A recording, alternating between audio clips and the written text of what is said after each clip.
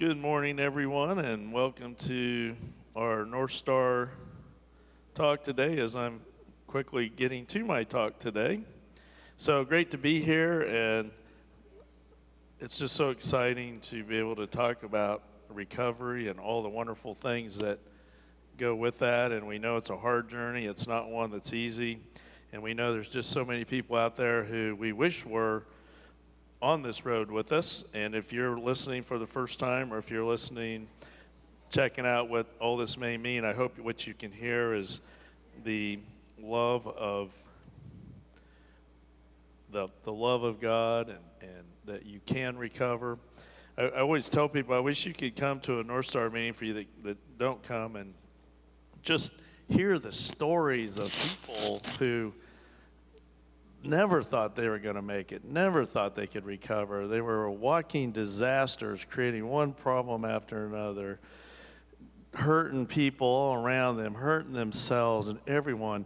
And it's just so exciting when we see these stories of recovery and people making it, and it's hard to believe when you're in the setting that you're in. So I want to, real quick, I'm going to read Psalms 51. I use this one quite a bit because I think it's such a good one. And again, this is where Nathan confronts David. So very, very quickly, David is king of Israel. Israel still reveres David. They call the Davidic religion, and so there's a lot of greatness surrounds David as their king. But David was as flawed as he was good.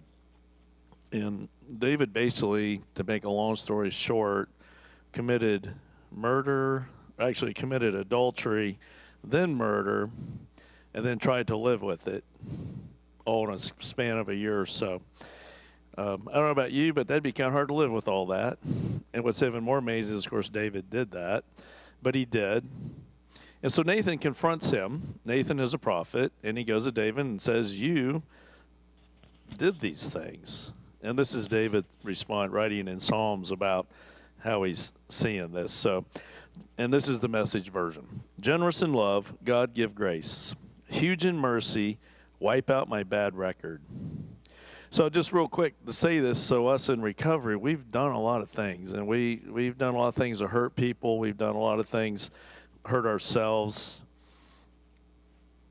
There's a pretty good chance that what David did's way up there past what a lot of us have done, and God forgives us. It's just, all we got to do is just ask. So God doesn't keep score. He doesn't wait to condemn you. God loves us.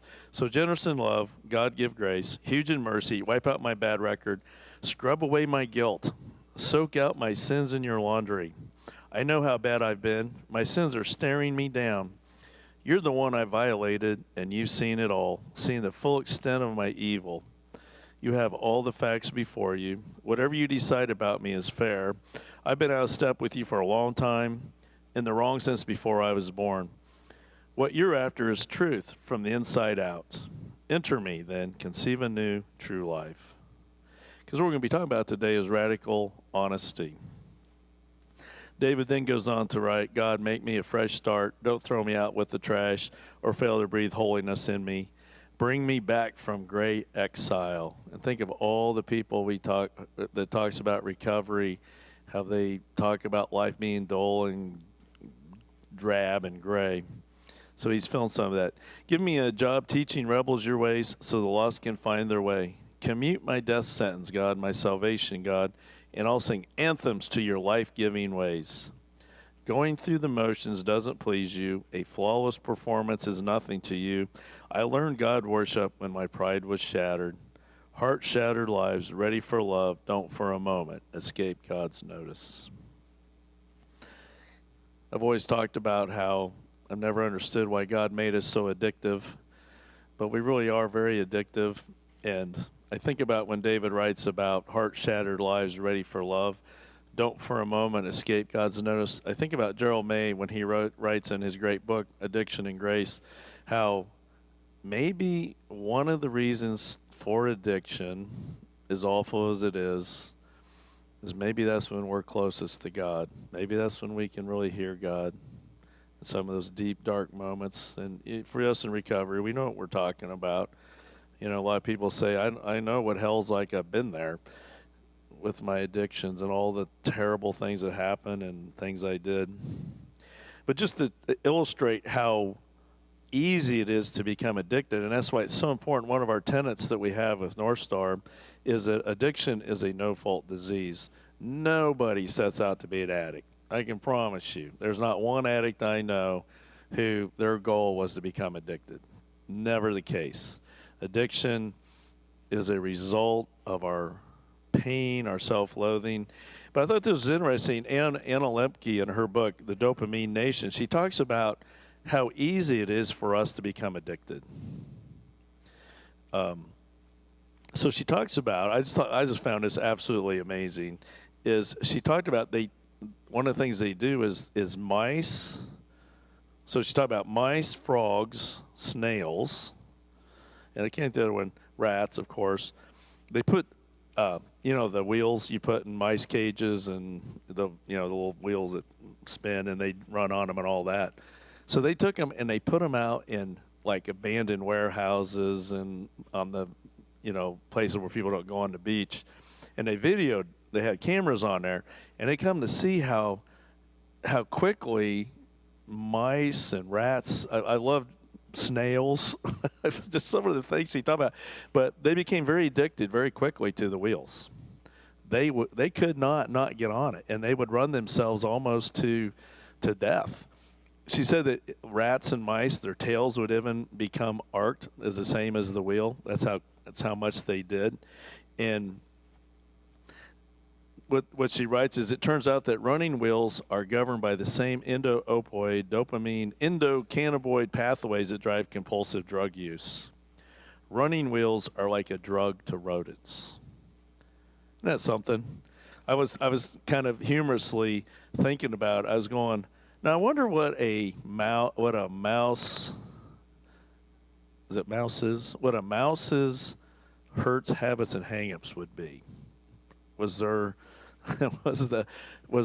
rest of the litter bigger than them, faster than them? But isn't it funny though how we talk about that? But to hear that these, I mean, they could almost by timing would see when a frog would show up and be on there, or a mouse, or a rat, or whatever.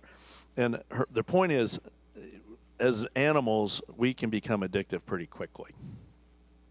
And then add to it us as humans, we have a much deeper, much more intelligent, much more, psychological, spiritual part of us. I just don't see mice as a spiritual being. Maybe they are, but I don't see them that way. So here's kind of what if I were to take the addiction cycle and go through it, I would say we all grow up in dysfunctional families. As children, we were labeled, we were ridiculed, we were exposed, we were abandoned, we were abused, we were taught that we're less than. We had trauma and abandonment, a lot of that in our lives. It was a reality to us. And what I always see in the families that were so dysfunctional was silence was the norm. Nobody talked about it. Nobody talked about what was going on. I can remember as a kid going to some households, and my household was pretty quiet, pretty calm. I would go to other households, and there'd be screaming and yelling, or a dad would be drunk, or something like that. And I think what I look back now, I'd be like, they all acted like that was normal. Well, it was normal. That was the point. And there was so much dysfunction and so much hiding, and so all we had left to do was look at ourselves and say, well, there's something wrong with me. If my father doesn't come home because he's drunk all the time and nobody's talking about it, or all you're hearing is what an awful guy he is, all you can conclude is that there's something wrong with me. If I was a better kid, he wouldn't want to go out and drink all night. He'd come home. If I was a better kid, he'd want to spend more time with me. And these are the mistakes we make as we get to be adults. And this is what we've talked about with regret, is that we're amazingly good time travelers and fabulous storytellers, and we forget the real context of the moment.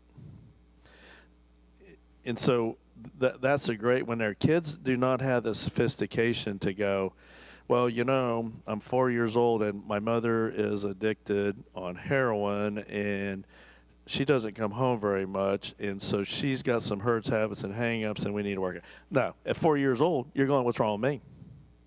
Well, the problem is a lot of times in our family dysfunctional systems, we never talk about it. Or if we do talk about it, we talk about it in the wrong ways. Or how many of us as kids heard, if it wasn't for you, I'd have a good life right now. You and all your baby crap and all that stuff I got to tolerate and put up with, my life would be so much better. Some of us had that in our lives. What it amounts to is we all had something. And what I see is what really creates so many problems with that is the silence that accompanies that. So what then we do, we develop a negative self-awareness of ourselves. We learn to despise, resent ourselves and others. We hate, we hurt. And the biggest problem is for most of us is we declare war on ourselves. And so we develop a lot of self-shaming, of self-loathing. We come to despise ourselves. We see ourselves as less than. Perfectionism becomes important, and it's what defines us, and all those things. And then we discover substances or compulsive behaviors or people, and they make us feel better. They make us feel better in the short run, at least. Helps me get by with all this hurt I have, all this pain I have. And again, if I'm 15 years old, I don't wake up in the morning and go, I have hurts, habits, and hang-ups, and I feel really bad. That is not what we do, but that's what we're doing. But we don't know we're doing that. So surviving is what we learn to do. We drink too much. We use too much weed.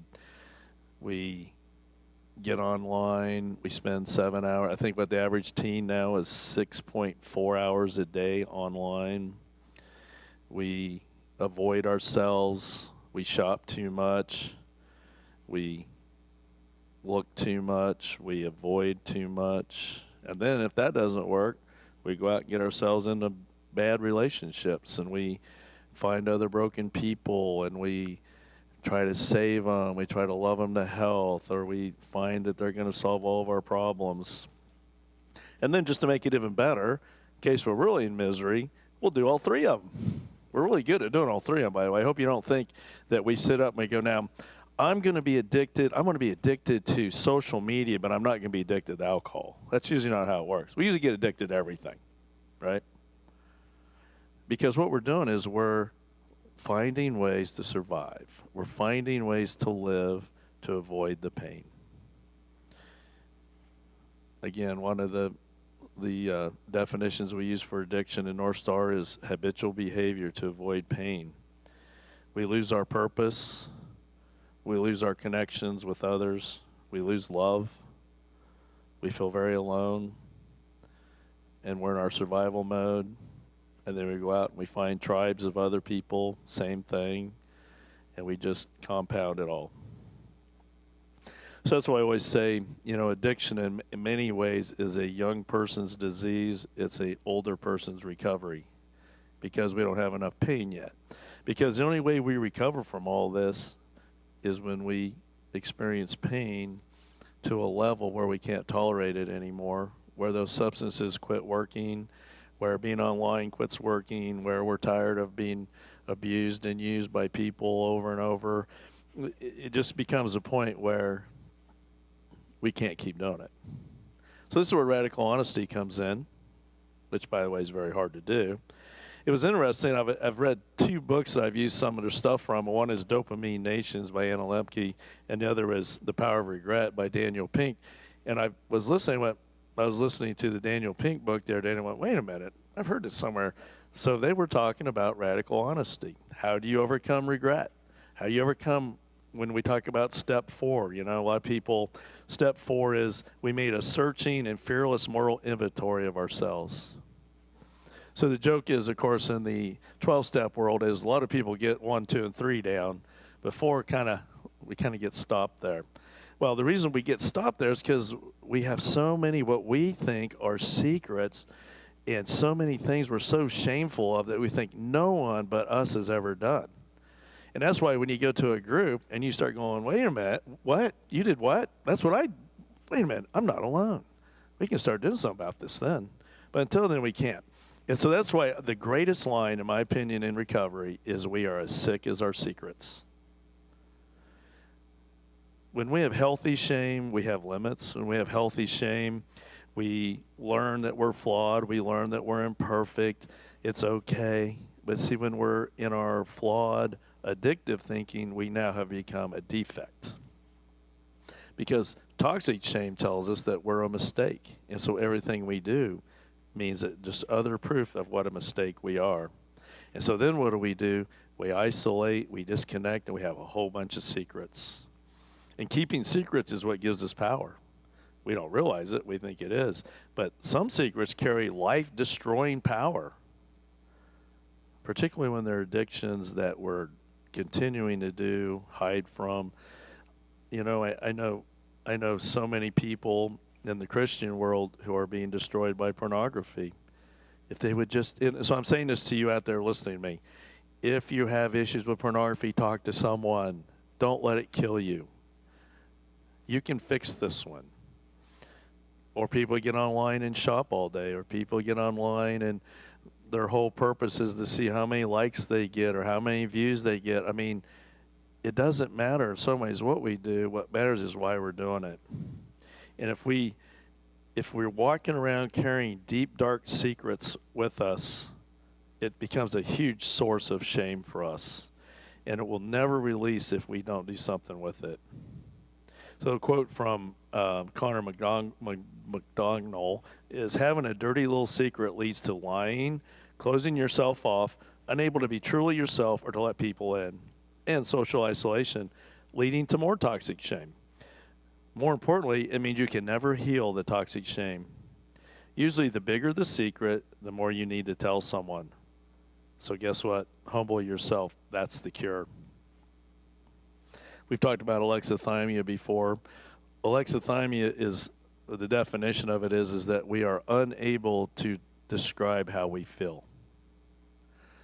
So think about how many of you have ever said these things to yourself with emotion. You know, we're talking about emotional repression here is, I think I might be borderline. I have a lot of their traits. Or maybe I'm even autistic. I can't describe how I feel, and I don't feel anything. I see bad things happen to people, and I don't feel anything. But you see, here's the thing. Cutting off our emotions is what you do when you have too much toxic shame. You have too much childhood pain. So the problem with alexithymia is, in America, God love us here, and our need to get rich and wealthy is a lot of people who are wildly successful in the business world have alexithymia. Terrible, awful, repressive human personal relationships, but very strong business relationships. That's why we've talked about regret. If we can understand regret better and manage it better, then we don't have to carry so much toxic shame with us. So again, I go back in time, and I have my parents. They're fighting. They're in each other's face. My dad grabs my mother and slams her against the wall. And I run in my room and cry. I'm 6 years old. And I sit here as an adult and go, I should have intervened. I should have stopped it. I should have done something to help protect my mother. No, you're 6 years old. We forget context. We forget all the things that was happening in that moment. We forget that my father had just beat the crap out of me, right? See, those are things we forget in this. And, you know, I'm glad. I think we've made a lot of movement on sexual abuse in children. Still happening a lot, but at least we're getting where we can talk about it more. So what I hear from sexual abuse victims, I've talked about this before, we're getting it now. We don't see ourselves as, we don't have a hard time seeing ourselves as victims, but we have a hard time buying that at 9 years old why didn't we stop it? Why didn't we do something? Because you were 9 years old. That's why. It was an adult or a big teenager, whatever it was. The size difference was like this. We forget that. We forget all that stuff. So the reason to talk about regret and see it differently is regret can really make us much better if we do it right. But what we do because of our toxic shame is we tend to just heap more on us and blame ourselves more and more for it. We forget all the things. I have regrets. I think about, well, why didn't I do that? Why didn't? But understanding regret better makes me realize that I am a great storyteller and a marvelous time traveler. And it's not true. It's a way to get rid of some of your toxic shame. So the problem is our brain. I always put our brain in three places. There's certainly more. There's a whole bunch more. But so you got front, this, right? And so your front is your executive functioning, and it says, you probably don't want to drive 100 miles an hour on the interstate because A, you're going to get caught, and B, you might hurt somebody, right? Plus, it costs a lot more in gas now. That's your front end saying don't do that. You got over here, you got your pleasure center going, oh, no, let's go 110. That's even more fun, right? Let's just drink a whole bunch more before we drive 110 because it's really cool then, right? And then you got the other side over here going, well, now, if we go too fast, we'll get there in 22.3 seconds sooner than if we drove. And so I'm not sure it's really worth it, right? So you got all this going on. The problem is when we become addicted, what happens is the highways, they wash out. They don't communicate. So then what happens is if we have too much pain, if we have too much shame, all those things, our neocortex and our limbic system stop talking to each other. It's called neurono gating. And what happens is the pain gets too high. Our neocortex, which is the thinking side, the analyzing side, the reasoning side, the processing side, it remains working. But the limbic system, which is important for emotions, sensory, memories, all that stuff, what happens is the gate slams shut between them, right? And then what happens is, and the reason for it is to reduce our pain. So then, if we have separate, then our brains aren't talking to each other, right? Daniel Pink, in his book, I like what he says. He goes, feeling is for thinking, thinking is for doing. Does that make sense?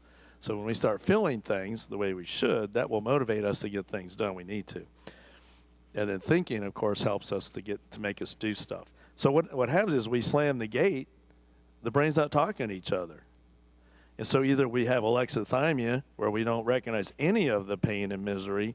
We do, but it's in a very hidden way. And then we don't make very good decisions. Then that adds to our shame. Adds to all the problems we have. So think about, so what I'm saying to you is, at the same time I'm saying to you, you need to face your pain. It's a very logical way of saying it. It's very on the limbic side on the neocortex side, say, yeah, face your pain if you're going to get well. But you need support groups around you so the gate doesn't shut, or so it doesn't shut all the time, or so you can open up some of the time. And, I always tell people in NorthStar, I always talk about, I don't see materialism as a driving force for us. That's not our addiction. But I think toxic shame is one of our addictions. We like toxic shame because it's what we know. And we're afraid to let go of it because then we have to expose ourselves. We have to let go of our secrets. We have to face our pain. So toxic shame, as destructive as it is, in many ways, it's what we know because we've had it our whole lives. Think about how illogical it is for us to be carrying shame from 30 years ago, 40 years ago, some of us, 50 years ago. The point is, if you really look at it logically, it doesn't make much sense to do that, but we all do it. We all carry some of that toxic shame with us from our childhood, and we just find so many ways to destroy ourselves. So how do we do this? How do we go about not letting that gate slam on us? We got to get ourselves into support groups. We got to find people around us that care about us. And then we got to figure out ways to tell the truth because it's easy not to. I thought it was interesting. Anna Lemke said there was research out there that shows that we learn to lie as early as 2 years old. And the average adult lies 0.6 to 1.56 lies per day. How's that sound? So what that means is, on average, each of us lies 1.5 times a day about something. Maybe because you want to be nice. Maybe because you want to be mean. Maybe because you got caught. May mean that You didn't really see it. Might be denial, whatever it is. Words used to cooperate can also be used to deceive and misdirect. So let's make sure we hear this. It may deceive and misdirect on some people. It's really going to do it to ourselves. Every time we lie to ourselves, we continue to create the sick as we're seekers and we'll never get better. I suppose there's some ways you could put some logic to this that, you know, maybe when resources were scarce, lying maybe was something you had to do. You know, if you knew there was a herd of deer over there and there's a group of people all competing for it, you went, I think they went that way. That's lying, right, as you go get a deer. That makes sense. But it doesn't make much sense now. We all pretty much got it. There was and former addict was talking about, she was talking about herself. She goes, I would never have admitted the truth back when I was drinking. Back then, I lied about everything and never took responsibility for the things I did. There were so many lies, and half of them didn't even make sense. I lied to cover up my drinking, but I lied about other stuff too. Stuff that didn't even matter. Where was I going? When I'd be back? Why I was late? What I ate for breakfast? That's what happens when we lie. So lying can become a habit. And think about it, there's reason for it for us. We have so much pain and so much toxic shame, we assume no one will love us. And we also assume that we're so bad that no one could possibly understand. And so we lie about lots of things. Our regret goes back, and our memories are so way off kilter of what they really were, even as bad as they were. You know, we talk about the adverse childhood experiences scores, the higher the worse. We got people who scored 10 out of 10. Trust me, even their memories are worse than they probably were at times, as bad as it was. So radical honesty is a way to recover from our past, to recover from our regrets, to recover from our addictions. But it's hard. And I always want to make sure I say this. Always remember, I heard this quote 100 years ago when I was working in mental health center was, honesty is tyranny. So we don't want to use our honesty to harm others. We don't use honesty to harm ourselves. So make sure we understand that when we talk about radical honesty, we're talking about something that makes it better, not worse, because it's easy to do that. But if we become radically honest, the number of people in my office, if they would have just talked to somebody sooner, they wouldn't have done some of the things they've done. Some of those things they just couldn't stop if they would have just talked about it. Our goal with radical honesty is to create a balanced life that promotes awareness in our actions. It can create much more intimate human connections. And it also leads to a more truthful autobiography, which gets back to the regret stuff. We don't have to beat ourselves up so much when we're radically honest. And then another thing that's good about it is if I become radically honest, people around me tend to be like that. So being radically honest sometimes can be contagious, and other people can also talk about it. And guess what happens if we're radically honest? Our neurogating may not happen so quickly. And think about it. If we're radically honest, it gives us freedom. It gives us authenticity. I can almost talk today. I can look you in the eye when I've been honest, much easier than if I'm lying. Of course, the problem is a lot of us, we don't even know sometimes what we're doing. Denial is such a dangerous thing. Now, sometimes you need a denial at first just so you can get through something. But if we continue to live in denial, all it does is harm us. What's the great line in AA? The denial is not a river in Egypt, right? There's so much that happens to us when we're in denial that we don't see. And then Anna Lemke talks about research that suggests that being radically honest may even rewire our brains a bit so we can do it more. It gives us credence, gives us a chance to connect better. I'm going to read a quote of hers. Telling the truth draws people in, especially when we're willing to expose our own vulnerabilities. This is counterintuitive because we assume that unmasking the less desirable aspects of ourselves will drive people away. It logically makes sense that people would distance themselves when they learn about our character flaws and transgressions. In fact, the opposite happens. People come closer. They see in our brokenness their own vulnerability and humanity. They are reassured that they are not alone in their doubts, fears, and weaknesses. One of the things I always love is when we have someone new come to NorthStar and they actually believe, and we all know because we all had our first time, we actually think that what we're going through probably is very unique. We think it's probably worse than everyone else. No one will understand. And then within 15 minutes, they're just going, wow, what, like you too, and you, and me. And it gives us a chance to let go of those secrets and those destructive shaming that we are so good at. And it opens that gate in our brain and make it work much better. So what do? We need to trust God. That's easier said than done. For some of you, still even kind of learn what God means and all that. But I guess if I could just sum it up, God loves you. He does not keep score. I believe God is the creator. He created you. He created me. Thus, he loves you. We have to live with intentional gratitude. We have to find ways to be radically honest. And the only way we can do that is connect with other people. Like we always kid about, if we're going to face our past and our current ongoing pain, we have to do the healthy people rule. And that rule number 1 is get healthy people in your life. If that doesn't work, try rule number 2, get healthy people in your life. If rules 1 and 2 don't work, try rule number 3, get healthy people in your life. You cannot do this alone. I've never seen anybody recover alone. So find those groups that are there for you. Give you a chance to be honest with what you've done, what you're doing, whatever category you're in. But you know what? When we start admitting to our shame and our powerlessness, we have nothing left to fear. We're no longer trying to uphold false standards or maintain a false image. We're no longer trying to be in control and to be perfect. We've stopped trying to justify our actions and create excuses. Instead, we embrace healthy human shame and admit that we are not perfect. We are humble to the core, which means we have nothing left to lose and nothing left to fear.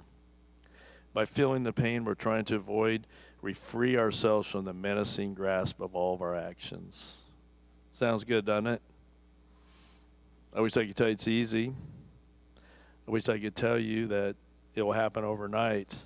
But one thing I do know, if you're hiding at home, you're not talking to anybody, you keep saying to yourself, you're going to stop using, you're going to stop doing all these things, you're never going to do it again. I always think of the Patrick Melrose novels. If you've never read those, I don't know the author, but he certainly understands addiction and abuse and what it does to you. And Patrick Melrose is this raging adult child of sexual abuse, addiction, also, but he's also wealthy.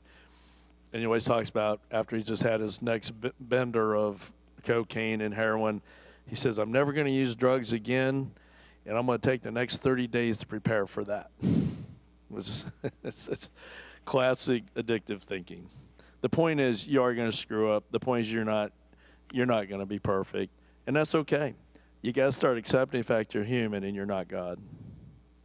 So find a safe place. Find healthy support groups, healthy people. Exercise is very important with recovery. Realize you're not God. It's okay. You're not going to be perfect. See your pain for what it is. See yourself as being a victim to many things in a way that you can move forward and let go of the shame. You know what? You have to start somewhere. Why don't we try it today? Give it a try. So, I hope you hear today, radical honesty is a way for us to recover. Hiding does not work. Living in our basement and turning into a mushroom doesn't work. Talking to healthy people that actually want what's best for us will get us there. Living with gratitude. Being okay, you're not perfect. All easier said than done. But anytime you want to join us, we meet on Fridays at 6:30. We meet on Wednesdays at 6:30. We meet on Sunday mornings at 9:30. Then, of course, this service at 11:15. If you ever want to call me, you can call me anytime. My office number is 804-746-5081. you can email me at craig@wgva.church. But I'd love to hear from you, because recovery is hard, and there's times when you're asking, why am I doing this? But in the long run, it is worth the journey. So we always close with a prayer of serenity, which I think is one of the greatest prayers ever written. If we actually lived the prayer of serenity, life would be pretty good.